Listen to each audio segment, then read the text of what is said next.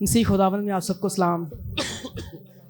इस narrow gate church के वसीला से मेरी ज़िंदगी में बहुत सी गवाहियाँ हैं कि जो कि लातदाद है।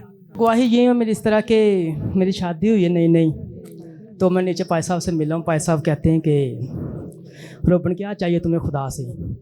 मैंने कहा पाई साहब जो खुदावंद की मर्ज़ी होगी आप दुआ करें। पाई साहब फिर भी मुझे कहते हैं कि नहीं बताओ क्या। इंसान होने के नाते में हर बंदे की ख्वाहिश है कि मेरा बेटा ही हो।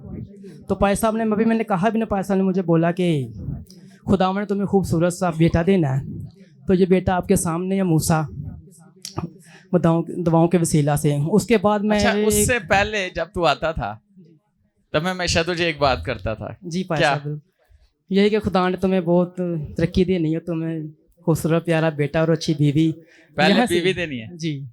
तो मेरे पे थोड़ी सी मसला बन गया डिपार्टमेंट में मेरे में, तो मुझे कुछ ना लोन की ज़रूरत थी। तो लोन मैंने अप्लाई किया, अपने ऑफिसर से सबान साहब से बात की, तो अभी मेरा लोन मिला नहीं मुझे।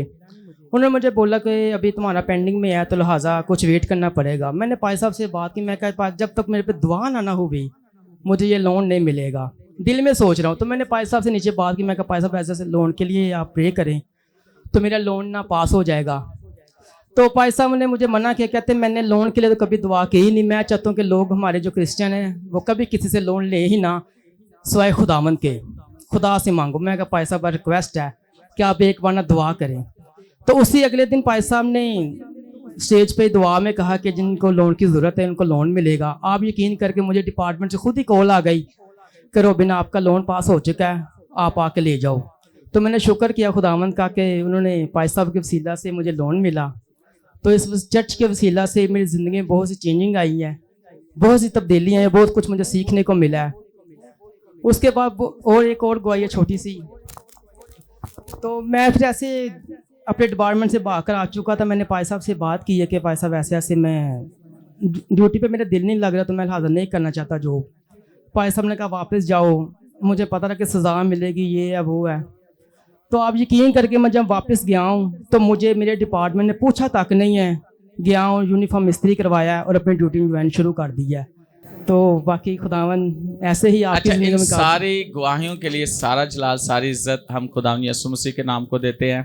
खुदावन में आप सबकी सलामती हो। मेरी गवाही इस तरह से है कि फ्राइडे को मैं सरमन पूरा ऑनलाइन देख रही थी और वहाँ पे एक बच्ची अपने कान की हवाले से गवाही दे रही थी कि वो ठीक हो गया उसका कान, और उसने कमांड किया कि मेरा कान ठीक है और खुदावंद उसको भी बरकत दे।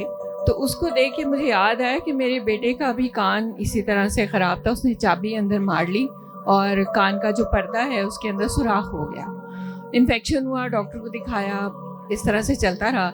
और मैं उसके लिए बहुत दुआ करी थी। मैंने उसे कहा कि तू मान रख के ये जो पर्दा है ये हील हो जाएगा, और वो खुदा के फजल से वो हील हो। अच्छा, जैसे ही आपने गवाही सुनी ऑनलाइन, वो बेटी पिछली दफा गवाही दे रही थी और आप ऑनलाइन अपने घर में देख रही थी। हाँ जी, मैं देख रही थी। और जब वो गवाही सुनी तो वो बच्चा जिसने कान में वो पर्दा उसका खराब हो गया, फट गया और तकलीफ थी, और आपने ईमान से बोला हाँ जी सेम, तो क्या हुआ?